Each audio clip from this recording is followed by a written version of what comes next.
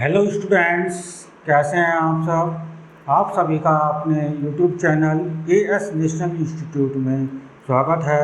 आज मैं आप लोगों के साथ बात करने वाला हूं chemical reactions and equations chapter के बारे में। जो स्टूडेंट्स बोर्ड एग्ज़ाम की तैयारी कर रहे हैं उनके लिए बहुत कम समय बचा हुआ है और उसी को ध्यान में रखते हुए आज हम आपके लिए लेकर आए हैं क्लास 10th साइंस का first chapter chemical reactions and equations. चलिए शुरू करते हैं इस चैप्टर।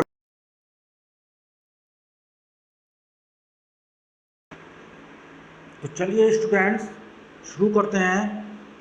चैप्टर का नाम जैसा आपको बताया गया केमिकल रिएक्शंस एंड इक्वेशंस, तो इसलिए नाम से हमें पता लगता है कि ये जो चैप्टर है हमारा वो 2 पार्ट्स में डिवाइडेड किया गया है। पहला केमिकल रिएक्शंस और उनके टाइप्स के बारे में, और दूसरा पार्ट है केमिकल इक्वेशंस जिसमें आप केमिकल इक्वेशंस को कैसे लिखते हैं, उनको बैलेंस कैसे करते हैं, ये सीखेंगे। तो आज अपनी इस क्लास में हम बात करेंगे केमिकल रिएक्शंस क्या होती हैं और केमिकल रिएक्शंस किन किन प्रकार की होती हैं, इनको ध्यान से पढ़ेंगे। तो जैसे कि स्टूडेंट अभी हमने देखा कि कोई या आप देखते हैं अपनी डेली लाइफ में कि जो भी हम कार्य करते हैं उस कार्य को करने के बाद कुछ ना कुछ बदलाव या कुछ ना कुछ चेंजेस जरूर आते हैं। तो इसी तरीके से केमिकल रिएक्शंस यानी कि रासायनिक प्रक्रिया एक वो प्रक्रिया होती है जिसको हम कहीं भी करते हैं तो उसके बाद कुछ ना कुछ बदलाव हमें देखने को मिलता है, जो हमें विभिन्न प्रकार से हम ऑब्जर्व कर सकते हैं। तो देखिए कैसे हम उनको ऑब्जर्व कर सकते हैं। मैं कुछ आपके साथ पहले डेली लाइफ में होने वाली चीज़ों के बारे में डिस्कशन करूंगा। जैसे milk is left at room temperature during summer. गर्मियों के दिनों में अगर आप दूध को अपना कमरे में किचन में खुला रखा छोड़ देते हैं, यानी कि बर्तन में रखा छोड़ देते हैं रूम टेम्परेचर पर, यानी कि कमरे में रखा छोड़ देते हैं, आप ठंडी प्लेस पर नहीं रखते हैं, तो आप कुछ घंटे बाद देखें तो कि क्या होगा। मिल्क जो है, दूध जो है आपका चेंज हो जाएगा, या तो फट जाएगा यानी ख़राब हो जाएगा, या उसका दही जम जाएगी, कर्ड जम जाएगी, कर्ड में कन्वर्ट हो जाएगा।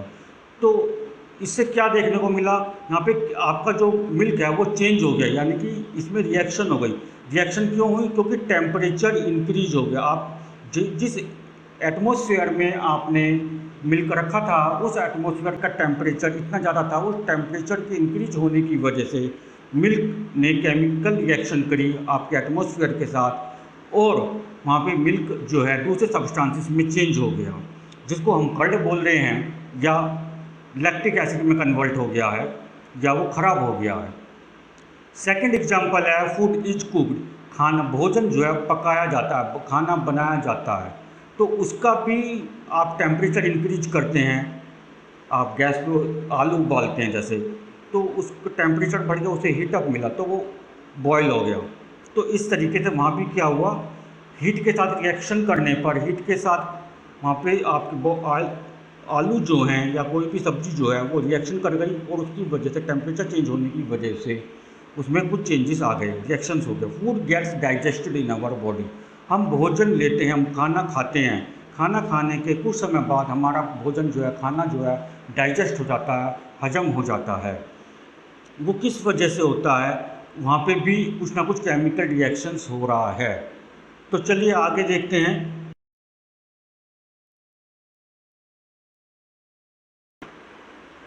तो जैसे कि स्टूडेंट्स मैंने अभी आपको बताया कि कुछ तरीके हैं जहाँ से हम विचार कर सकते हैं, सोच सकते हैं कि किस तरीके से हमारी डेली लाइफ में केमिकल रिएक्शंस हम तो की प्रक्रिया अपनाई जा रही है। तो जब ये चीज़ें हम देख सकते हैं, खुली आंखों से देख सकते हैं, मैंने आपको करके दिखाया है, करके बताया है, ऑब्जर्व करने के तरीके बताए हैं। तो इसी तरीके से हमें यहाँ पे ये भी देखना हो किन किन स्टेट्स में, किन किन तरीक़ों से हम उन चीज़ों को केमिकल रिएक्शंस के द्वारा जो चेंजेस किए जा रहे हैं या चेंजेस हो रहे हैं उनको कैसे ऑब्जर्व कर सकते हैं। तो क्वेश्चन यही आता है आपकी, what can be observed when chemical reactions occur. जब केमिकल रिएक्शन होती है तो क्या क्या चीज़ें वहाँ पे ऑब्जर्व की जा सकती हैं। तो 4 चीज़ें वहाँ पे ऑब्जर्व की जा सकती हैं। First, change in state. State में चेंज हो जाता है, जैसे कि आपका जो सॉलिड सब्सटेंस का टेम्परेचर ज़्यादा होगा तो वो लिक्विड में कन्वर्ट हो जाएगा। अगर लिक्विड है यानी कि वाटर है, वो टेम्परेचर बहुत ज़्यादा कम होगा तो वो बर्फ़ में कन्वर्ट हो जाएगा, सॉलिड में कन्वर्ट हो जाएगा। और टेम्परेचर अगर बहुत ही ज़्यादा है तो लिक्विड जो है गैस में कन्वर्ट हो जाएगा। तो यहाँ पे क्या हो रहा है, केमिकल रिएक्शंस हो रही हैं। चेंज इन कलर, कलर में चेंज हो सकता है, चेंज इन गैस और चेंज इन टेम्परेचर। जैसे चेंज इन टेम्परेचर का सबसे बेस्ट एग्जांपल है कि जैसे मैंने अभी आपको मिल्क का एग्जांपल दिया कि मिल्क आपका टेम्परेचर के इंक्रीज होने की वजह से वो कर्ड में कन्वर्ट हो गया या वो ख़राब हो गया, बेकार हो गया। इसी तरीके से गर्मियों के सीज़न में स्पेशली मई और जून के महीने में आप देख सकते हैं कोई भी सामान आप खुला छोड़ दीजिए, धूप में रख दीजिए कुछ घंटों के लिए या कुछ देर के लिए, तो वो ख़राब हो जाता है। क्यों? क्योंकि उसका टेम्परेचर इतना ज़्यादा इंक्रीज हो जाता है, तो हमारे एटमॉस्फेयर से जो उसे हीट मिल रही है उससे वो रिएक्शन कर जाता है और उसमें फालतू की चीज़ें उसमें कलेक्ट हो जाती हैं, जिसकी वजह से वो सब्सटेंस जो है या वो खाने पीने की चीज़ जो है वो ख़राब हो जाती है। तो ये कुछ तीन चार तरीके हैं जिनकी हेल्प से हम देख सकते हैं कि वो केमिकल रिएक्शन हो रही है कि नहीं हो रही है। चलिए आगे चलते हैं।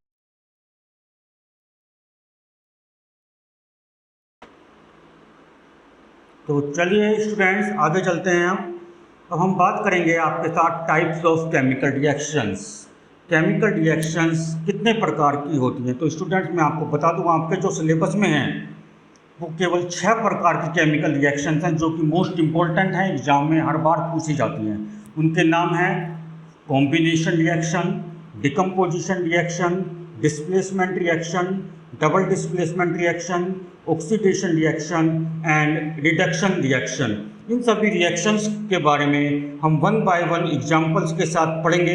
तो स्टूडेंट बने रहिए वीडियो पर, और यदि आपने अभी तक हमारे चैनल को सब्सक्राइब नहीं करा है तो प्लीज़ चैनल को सब्सक्राइब करें और बेल आइकन नोटिफिकेशन को प्रेस करें, जिससे आपको आने वाली हमारी हर एक वीडियो समय पर और सबसे पहले मिल सके। तो चलिए आगे चलते हैं।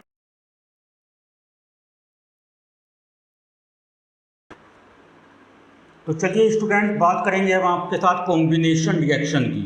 कॉम्बिनेशन रिएक्शन क्या होती है? कॉम्बिनेशन रिएक्शन जैसे नाम से ही पता लग रहा है कि कॉम्बिनेशन यानी कंबाइंड करना, यानी किसी भी एक या एक से ज़्यादा चीज़ को हम यहाँ पे कंबाइंड कर रहे हैं, उस प्रकार से जो रिएक्शन करी जा रही है उसका नाम रख दिया गया कॉम्बिनेशन रिएक्शन।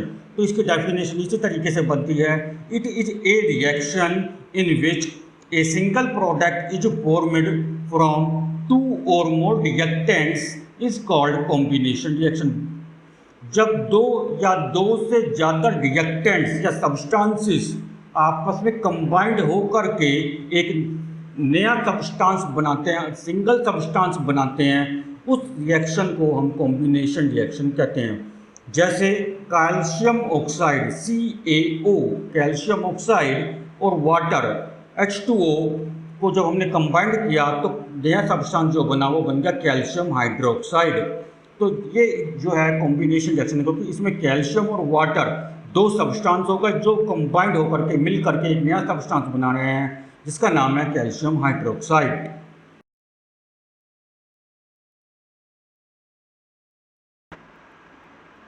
तो स्टूडेंट्स चलिए अब बात आती है हमारी डिकम्पोजिशन रिएक्शन की। डिकम्पोज का मतलब होता है टूटना, यानी कि ब्रेक हो जाना, यानी कि नाम से ही पता लग गया कि एक वो रिएक्शन जिसमें किसी भी एक सब्सटेंस को 2 या 3 टुकड़ों में तोड़ा जा रहा है। तो अब इसकी डेफिनेशन क्या बनती है?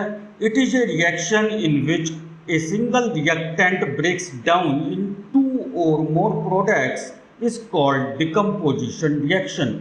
एक वो रिएक्शन जिसमें एक सिंगल सब्सटेंस को 2 या 2 से अधिक छोटे छोटे सब्सटेंसेस में या छोटे छोटे प्रोडक्ट्स में तोड़ा जाता है, ब्रेक डाउन कर दिया जाता है, उस रिएक्शन को डिकम्पोजिशन रिएक्शन कहते हैं।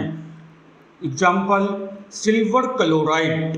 सिल्वर क्लोराइड का हमने डिकम्पोज कर दिया यहाँ पे, यानी कि सिल्वर क्लोराइड टूट गया है सिल्वर और क्लोरीन गैस में। सिल्वर सब्सटेंस और क्लोरीन गैस आपकी गैस की फॉर्म में कन्वर्ट हो गई। तो ये सिल्वर क्लोराइड को हमने डिकम्पोज कर दिया सिल्वर एंड क्लोरीन में। ठीक है, तो सिल्वर क्लोराइड का जो फॉर्मूला है वो AgCl है, सिल्वर का Ag होता है और क्लोरीन का Cl2, क्लोरीन गैस का। तो इसी तरीके से ये आपकी जो रिएक्शन हुई वो डिकम्पोजिशन रिएक्शन हुई।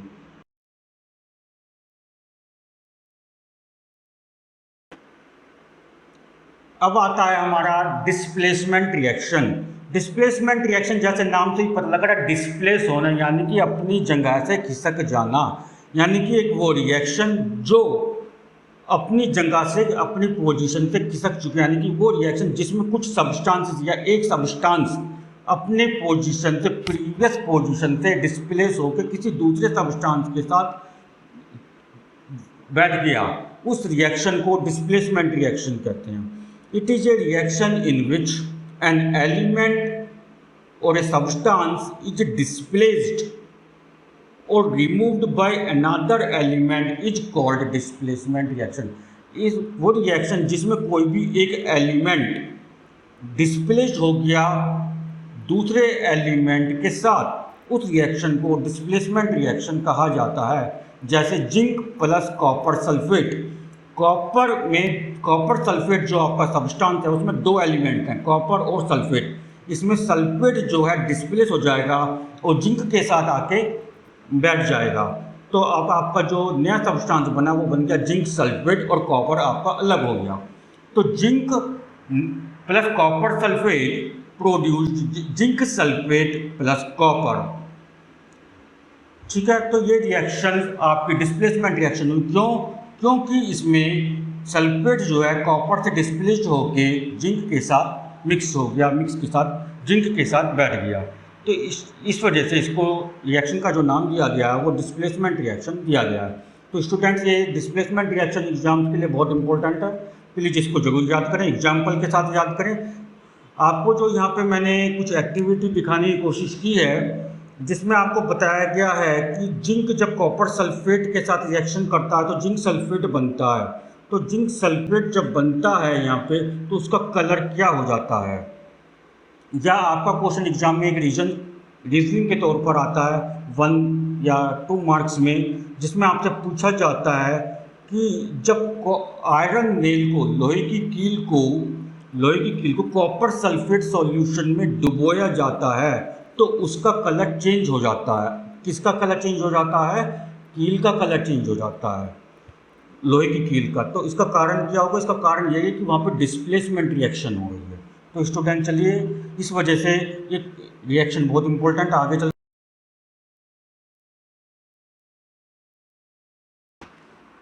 तो चलिए, जैसे अभी हमने डिस्प्लेसमेंट रिएक्शन आपको बताया है, उसमें हमने आपको बताया था कि उसमें एक सब एलिमेंट जो है दूसरे एलिमेंट के साथ बैठ जा रहा है, अपनी प्रीवियस पोजीशन से निकल करके दूसरे सब्सटेंस के साथ, दूसरे एलिमेंट के साथ बैठ जा रहा है, तो डिस्प्लेसमेंट रिएक्शन थी। यहाँ पे अब हम बात करेंगे आपके साथ डबल डिस्प्लेसमेंट रिएक्शन की, यानी कि इसमें दो एलिमेंट आपस में अपनी पोजीशन चेंज कर लेंगे। देखते हैं क्या कहता है ये। It is a reaction in which there is an exchange of ions between the reactant and product is called double displacement reaction। एक वो रिएक्शन जिसमें आयंस का एक्सचेंज होता है, यानी कि एलिमेंट्स का एक्सचेंज होता है रिएक्टेंट और प्रोडक्ट्स के बीच में, उस रिएक्शन को डबल डिस्प्लेसमेंट रिएक्शन कहा जाता है। जैसे सिल्वर नाइट्रेट और सोडियम क्लोराइड मिल करके सिल्वर क्लोराइड और सोडियम नाइट्रेट बना रहे हैं। सिल्वर नाइट्रेट जिसका केमिकल फॉर्मूला होता है AgNO3, सोडियम क्लोराइड जिसका केमिकल फॉर्मूला NaCl। दोनों को जब रिएक्शन करवाया, सिल्वर नाइट्रेट और सोडियम क्लोराइड की जब रिएक्शन करवाई तो सिल्वर क्लोराइड बना AgCl और सोडियम नाइट्रेट बना NaNO3। तो सिल्वर नाइट्रेट में से नाइट्रेट निकल गया और सोडियम के साथ लग गया, जिससे नया सब्सटेंस बना सोडियम नाइट्रेट। और सोडियम क्लोराइड में से क्लोरीन निकल गया और सिल्वर के साथ लग गया, जिससे नया सब्सटेंस बना सिल्वर क्लोराइड। तो इस रिएक्शन में अगर आप ध्यान से देखते हैं तो आप देखेंगे कि इसमें क्लोरीन और नाइट्रेट दोनों ने अपनी पोजीशन चेंज कर ली। रिएक्टेंट में ये किसी और के साथ थे, प्रोडक्ट में किसी और के साथ बैठ गए। तो इस वजह से दो एलिमेंट्स का यहाँ पे डिस्प्लेसमेंट हो रहा है, पोजीशन चेंज करी जा रही है रिएक्टेंट से प्रोडक्ट तक पहुँचते समय। तो इस वजह से इस रिएक्शन का नाम डबल डिस्प्लेसमेंट रिएक्शन है।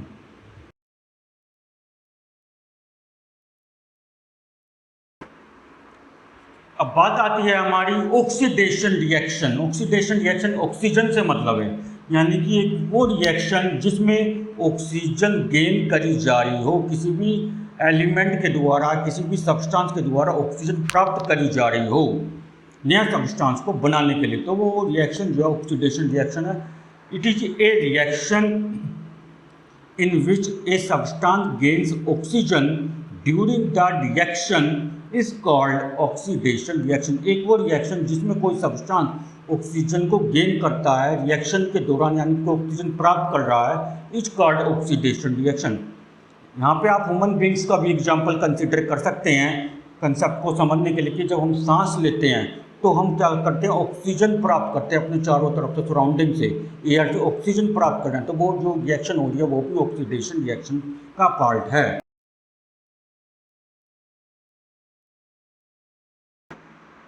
अब आती है हमारी रिडक्शन रिएक्शन। रिडक्शन में जैसे कि यानी कि नाम से ही पता लग रहा है, रिडक्शन का मतलब रिड्यूस होना, रिड्यूस का मतलब कम होना, यानी कि ऑक्सीजन का लॉस होना। यानी ऑक्सीडेशन और रिडक्शन रिएक्शन एक दूसरे के अपोजिट रिएक्शंस हैं।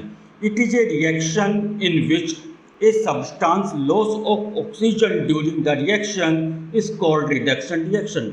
एक वो रिएक्शन जिसमें कोई भी एक सब्सटेंस रिएक्शन करते समय ऑक्सीजन को लॉस कर दे, ऑक्सीजन को खो दे, उस रिएक्शन को रिडक्शन रिएक्शन कहते हैं। जैसे कॉपर ऑक्साइड को जब हाइड्रोजन गैस के साथ रिएक्ट करवाया गया तो कॉपर अलग हो गया और हाइड्रोजन ने ऑक्सीजन के साथ मिलकर के वाटर बना दिया। तो यहाँ इस रिएक्शन को अगर आप ध्यान से देखते हैं तो इसमें ऑक्सीडेशन और रिडक्शन दोनों हो रहा है। कैसे, चलिए बताते हैं आपको। कॉपर ऑक्साइड ने जब हाइड्रोजन के साथ रिएक्शन करा तो कॉपर बन गया, यानी कि पहले क्या था, कॉपर ऑक्साइड का प्रोडक्ट में क्या बन गया, कॉपर। तो यहाँ पे ऑक्सीजन का लॉस हो गया, तो ये तो हो गया आपका रिडक्शन रिएक्शन। और हाइड्रोजन था, हाइड्रोजन ने क्या करा, रिएक्शन करने के समय ऑक्सीजन को अपनी तरफ खींच लिया, ऑक्सीजन को प्राप्त कर लिया, तो क्या बना दिया, वाटर बना दिया। ये इस वजह से यहाँ पे ये हो गया ऑक्सीडेशन रिएक्शन। इस ऑक्सीडेशन रिडक्शन रिएक्शन का एक दूसरा नाम भी दिया गया है, redox reaction, REDOX, redox reaction. Exam में कई बार रिडॉक्स रिएक्शन के नाम से ही पूछा जाता है, तो इस वजह से ये इम्पोर्टेंट भी है और एग्जाम में जरूर आता है कि ऑक्सीडेशन रिडक्शन रिएक्शन क्या होती है। या कई बार ये भी पूछ लेते हैं एग्जाम में कि oxidation and reduction reaction are the opposite to each other, एक दूसरे के अपोजिट कहलाती हैं। वाई, क्यों? क्योंकि ऑक्सीडेशन रिएक्शन में ऑक्सीजन गेन हो रही होती है और रिडक्शन रिएक्शन में ऑक्सीजन का लॉस हो रहा होता है। तो oxidation and reduction reaction are the opposite of each other, एक दूसरे के अपोजिट कहलाती हैं। चलिए,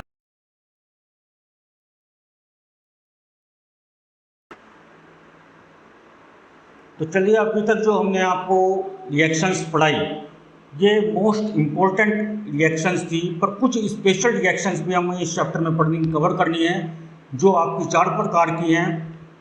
उनके नाम हैं precipitation reaction, exothermic reaction, endothermic reaction और थर्मल डिकम्पोजिशन रिएक्शन।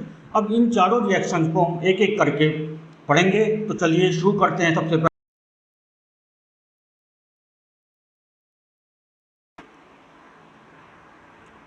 शुरू करते हैं सबसे पहले प्रेसिपिटेशन रिएक्शन। प्रेसिपिटेशन रिएक्शन क्या होती है? It is a reaction in which insoluble substance in water is formed. This insoluble substance called precipitate and this reaction is called as precipitation reaction. एक वो रिएक्शन जिसमें insoluble substance, कुछ substance ऐसे हैं जो पानी में पूरी तरह घुल नहीं पा रहे हैं, insoluble हैं, in water is formed, पानी में कोई भी आप सब्सटेंस डालते हैं और कहीं कुछ सब्सटेंसेस ऐसे होते हैं जो पानी में पूरी तरह डिजोल्व नहीं हो पाते हैं, उनके कुछ अवशेष पानी में रह जाते हैं, तो उनको इनसॉल्यूबल सब्सटेंस बोलते हैं। तो जब पानी में कुछ अवशेष पदार्थ रह जाते हैं किसी भी सब्सटेंस के, जिनको हम इनसॉल्यूबल सब्सटेंस यहाँ बोल रहे हैं, जब वो पानी में बनते हैं तो उन इनसॉल्यूबल सब्सटेंसेस को हम प्रेसिपिटेट कहते हैं। और जब कोई भी रिएक्शन होती है जिसमें प्रेसिपिटेट बनते हैं तो उस रिएक्शन को प्रेसिपिटेशन रिएक्शन कहा जाता है। एग्जाम्पल देखते हैं जरा इसका। सोडियम सल्फेट, जिसका केमिकल फॉर्मूला है Na2SO4, barium chloride BaCl2, sodium sulphate और बेरियम क्लोराइड की हमने रिएक्शन करवाई, तो आपका जो प्रोडक्ट बना वो बना बेरियम सल्फेट BaSO4 और सोडियम क्लोराइड NaCl। इसमें बेरियम जो है, बेरियम के जो है आपके प्रेसिपिटेट बन जाएंगे। बेरियम जो है वाइट कलर का होता है और उसके पानी में जब सोडियम सल्फेट की बेरियम क्लोराइड के साथ रिएक्शन करवाएंगे तो बेरियम के प्रेसिपिटेट बनेंगे आपके यहाँ पे। ठीक है, आगे देखते हैं। एक रिएक्शन का एग्जांपल रोल लिया है मैंने यहाँ पे। इस रिएक्शन में white colour precipitate will be formed of barium, barium के बनेंगे जैसा कि मैंने अभी बताया था आपको। दूसरा एग्जांपल है lead nitrate PbNO3। Lead nitrate PbNO3, Pb का मतलब लेड है, NO3 का मतलब नाइट्रेट। लेड नाइट्रेट को जब Ki पोटेशियम आयोडाइड, K का मतलब पोटेशियम, I का मतलब आयोडाइड, पोटेशियम आयोडाइड के साथ रिएक्शन करवाएंगे तो आपका पोटेशियम नाइट्रेट बनेगा KNO3 और लेड आयोडाइड PbI2 बनेगा, लेड आयोडाइड बनेगा, जिसमें आपके लेड आयोडाइड जो है प्रेसिपिटेट फॉर्म में पाया जाएगा पोटेशियम नाइट्रेट सॉल्यूशन में। आप इसको एक्टिविटी में यहाँ पे देख सकते हैं। लेड नाइट्रेट येलो कलर के क्रिस्टल्स की फॉर्म में पोटेशियम नाइट्रेट के सॉल्यूशन में मिल रहा है, तो इस वजह से येलो कलर के जो यहाँ पे प्रेसिपिटेट बन रहे हैं लेड आयोडाइड के, इस वजह से इस रिएक्शन को यहाँ पे प्रेसिपिटेशन रिएक्शन नाम दिया गया है।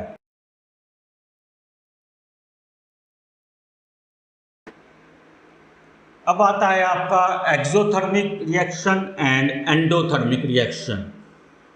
Exothermic reaction, it is a reaction in which heat is released with the formation of product is called exothermic reaction।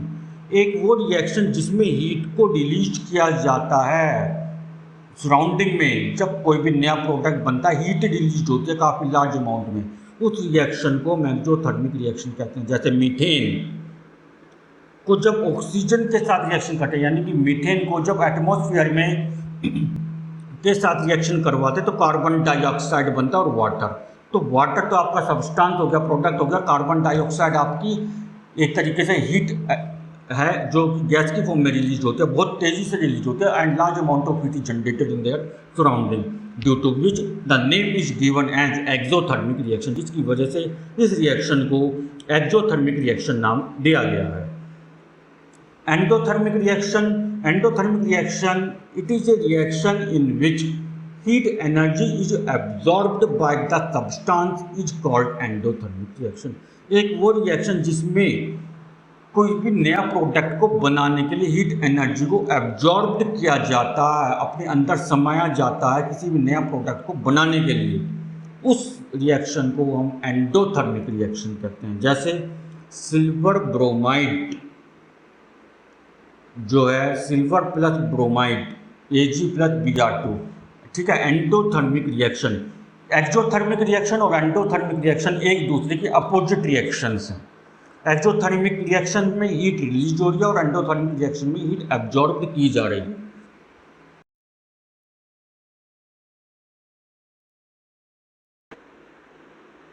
उसके बाद आता है आपका सबसे लास्ट रिएक्शन इस चैप्टर की, जिस मोस्ट इम्पोर्टेंट रिएक्शन है, जिसका नाम है thermal decomposition reaction. Thermal decomposition reaction, decomposition reaction तो आप ऊपर पढ़ चुके हैं अभी, तो अब इसमें एक वर्ड और जुड़ गया, thermal decomposition reaction. Thermal word और जुड़ गया। थर्मल का मतलब यहाँ पे हीट से है, यानी कि एक वो रिएक्शन जिसमें किसी भी एक सब्सटेंस को हीट के द्वारा डिकम्पोज करा जाए, तोड़ा जाए 2-3 टुकड़ों में, 2-3 सब्सटेंस में, उसमें उस रिएक्शन को थर्मल डिकम्पोजिशन रिएक्शन कहा जाता है। एग्जाम्पल, कैल्शियम कार्बोनेट को हीट करा जब हमने, तो ये 2 टुकड़ों में टूट गया, 2 सब्सटेंसेस में टूट गया, डिकम्पोज हो गया, कैल्शियम ऑक्साइड और कार्बन डाइऑक्साइड। तो इस वजह से इसको थर्मल डिकम्पोजिशन रिएक्शन कहते हैं।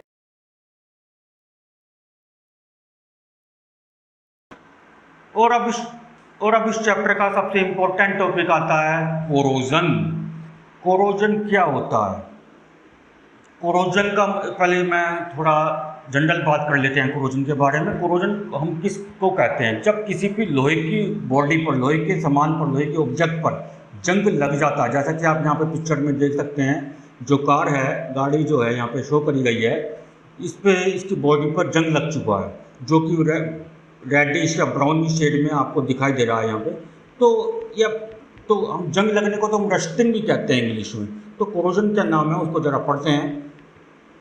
When a metal is attacked by the substance around it, such as moisture, acid, etc., is said to be corrode, and this process is called corrosion. जब कोई भी किसी भी एक मेटल को उसके चारों तरफ उसके एटमॉस्फेयर में जितने भी सब्सटेंसेस मौजूद हैं, उन सब्सटेंसेस के द्वारा उस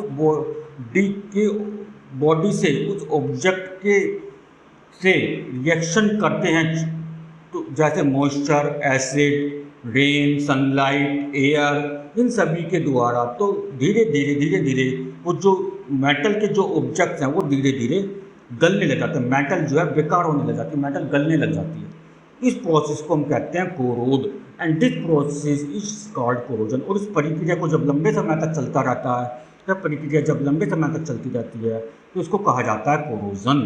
एग्जाम्पल कार बॉडीज और ब्रिजेज।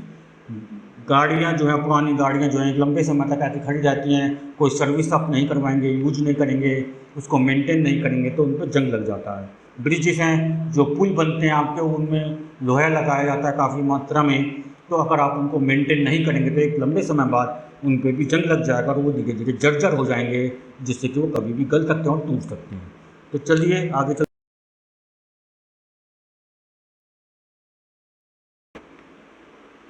अब आता है आपका रेंसिडिटी। रेंसिडिटी क्या होती है?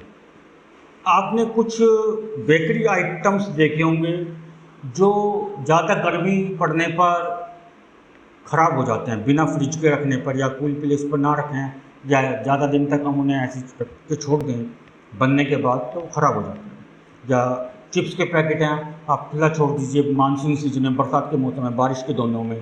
बिस्कुट का पैकेट हैं तो वे सील जाते हैं, उनमें करारापन, क्रिस्पीपन नहीं रहता है। तो यही सब चीज़ों को हम रेंसिडिटी कहते हैं। तो देखते हैं क्या है। When fat and oils are oxidized, they become rancid, and their smell as well as their taste become changed.